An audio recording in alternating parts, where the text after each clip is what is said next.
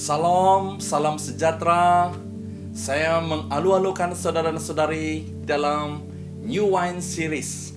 Hari ini kita akan berkongsi tentang hidup dipenuhi oleh Roh. Haleluya. Saya sangat percaya saudara, setiap kehidupan kita merindukan Roh Kudus di dalam kehidupan kita. Nah, sebelum itu saudara, saya ingin berbicara tentang siapakah Roh Kudus. Roh Kudus secara ringkasnya adalah pribadi Tritunggal Allah. Dia adalah Allah yang sudah ada sejak penciptaan dunia. Dia adalah pemberi kurnia, dia adalah penolong, dia adalah penghibur, roh kebenaran. Dia adalah roh yang melahirkan bahkan membaptiskan kita kembali. Dan itulah sedikit sebanyak tentang Roh Kudus. Roh Kudus adalah pribadi Allah sendiri. Nah, hari ini saudara dan saudari yang saya kasih, kita akan belajar apakah arti dipenuhi Roh Kudus. Nah, mari kita melihat di dalam Efesus 5 ayat yang ke-18. Dan janganlah mabuk air anggur yang berupa maksiat. Sebaliknya, penuhi diri dengan roh. Haleluya.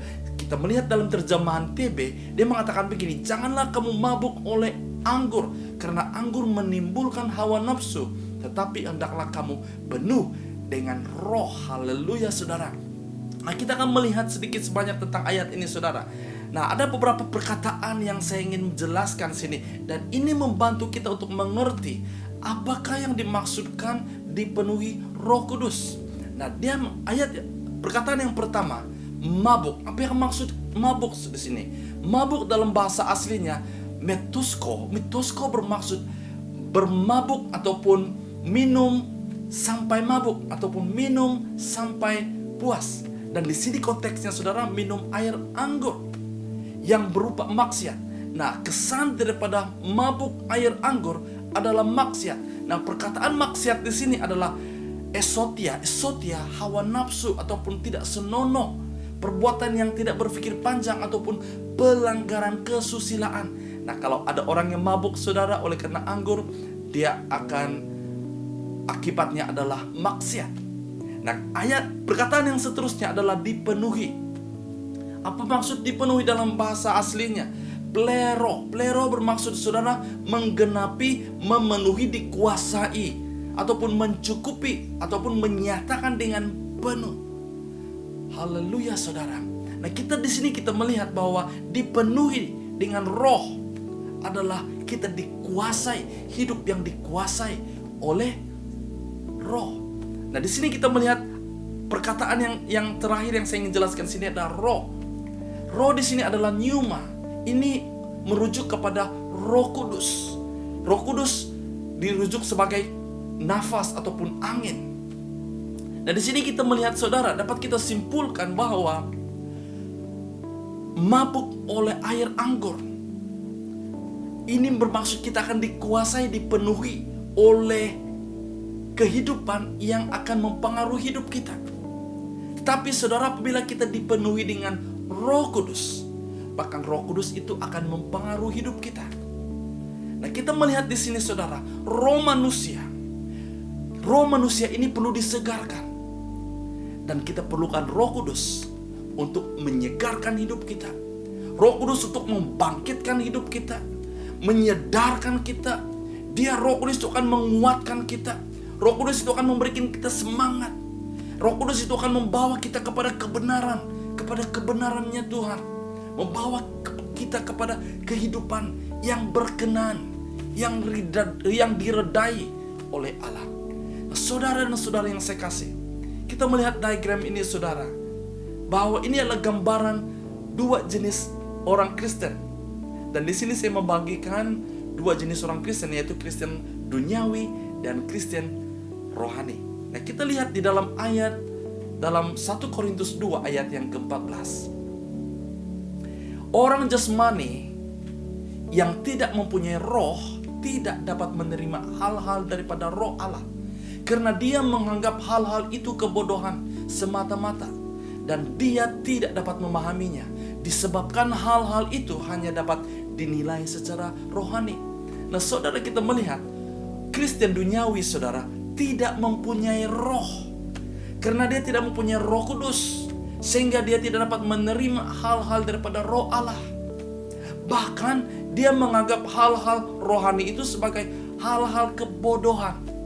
Tapi saudara, kita akan melihat apakah Kristen rohani nanti. Nah, secara ringkas saudara, apakah ciri-ciri, apakah sifat-sifat Kristen duniawi? Kita melihat dia rohaninya maju mundur saudara. Ya, ini yang dikatakan orang Kristen yang bermusim saudara. Ya, timbul dan tenggelam. Nah, dia mudah cemburu, sakit hati, selalu cemas, selalu bimbang, tidak sabar, cepat putus asa, cepat kecewa, mudah tersinggung. Dia mencari kehormatan, suka mengkritik, gosip, legalistik saudara. Tidak mudah mengampuni, bahkan malas berdoa, malas membaca firman Tuhan, hilang arah dan tidak ada tujuan hidup. Bahkan saudara, yang mengerikan, dia malu bersaksi tentang Yesus. Nah, ini adalah gambaran sifat Kristen duniawi. Nah, kita pula melihat apakah Kristen rohani. Apabila kita melihat diagram ini saudara, di dalam diagram ini adalah gambaran kehidupan kita bahwa Yesus bertakhta dalam hidup kita. Dia yang menjadi penguasa dalam hidup kita. Nah, dalam ayat 1 Korintus 2 ayat 15 berkata, orang rohani menilai segala-galanya, tetapi siapa dapat menilai orang itu? Sebab siapakah yang mengetahui pikiran Tuhan? Siapakah yang berupaya menasihatnya? Namun demikian kita mempunyai pikiran Kristus. Haleluya saudara. Orang yang rohani dapat menilai segala-galanya. Dia bukan hanya dapat menilai hal-hal yang jasmani, tapi dia juga dapat menilai dan memahami dan mengerti hal-hal yang rohani. Wow, itu hanya dapat dilakukan apabila hidup kita dipenuhi oleh Roh Kudus. Haleluya. Bahkan dalam ayat ini sangat luar biasa. Dia mengatakan bahwa kita mempunyai pikiran Kristus. Haleluya saudara. Nah, secara ringkas, apakah sifat-sifat dan ciri-ciri orang Kristen rohani saudara? Orang Kristen yang dipenuhi dengan Roh Kudus, dia berani bersaksi, dia suka berdoa, lapar, sentiasa dahaga akan firman Tuhan, dia beriman, dia sentiasa bahkan dia setia melayani saudara, dia minat akan hal-hal rohani. Haleluya. Bahkan dia memiliki buah roh saudara. Kita ada 9 buah roh. Kasih, sukacita, damai sejahtera, kesabaran, kemurahan, kebaikan, kesetiaan, kelemah lembutan, penguasaan diri. Inilah sifat-sifat. Ini adalah manifestasi Kristen rohani saudara. Haleluya. Cek dirimu saudara. Adakah kita memiliki sifat-sifat seperti ini? Adakah kita dapat menilai segala sesuatu saudara? Karena kita memiliki roh Allah. Haleluya saudara. Nah, secara ringkasnya saudara, secara kesimpulannya, di sini kita dapat melihat ada satu perbezaan yang begitu ketara, perbezaan yang begitu besar di antara Kristen rohani dan Kristen duniawi. Kristen rohani adalah Kristen yang memiliki bahkan dipenuhi dengan Roh Kudus saudara. Hari ini saudara, sekiranya Anda memilih dan bahkan merindukan kepenuhan Roh Kudus, saya sangat percaya Anda berdoa dan kita berdoa nanti supaya Roh Kudus memenuhi hatimu. Jika ini yang terjadi dalam hidupmu saudara, hidupmu akan menjadi hidup yang luar biasa. Karena Anda bukan saja dapat memahami dan mengerti akan hal-hal jasmani yang dapat kita lihat secara mata kasar, tetapi kita juga mengetahui dan memahami akan hal-hal rohani. Haleluya. Inilah kehidupan orang Kristen yang rohani saudara. Hidup yang dipenuhi Roh Kudus adalah kehidupan yang paling beruntung saudara. Adalah kehidupan seorang Kristen yang penuh kebermaknaan. Nah, hari ini saudara, saya mau challenge saudara. Jika Anda merindukan, jika Anda ingin dipenuhi oleh Roh Kudus, mari buka hatimu. Saya mau berdoa untuk Anda. Dimanapun engkau berada hari ini, mari kita berdoa. Saya pimpin kita di dalam doa. Haleluya.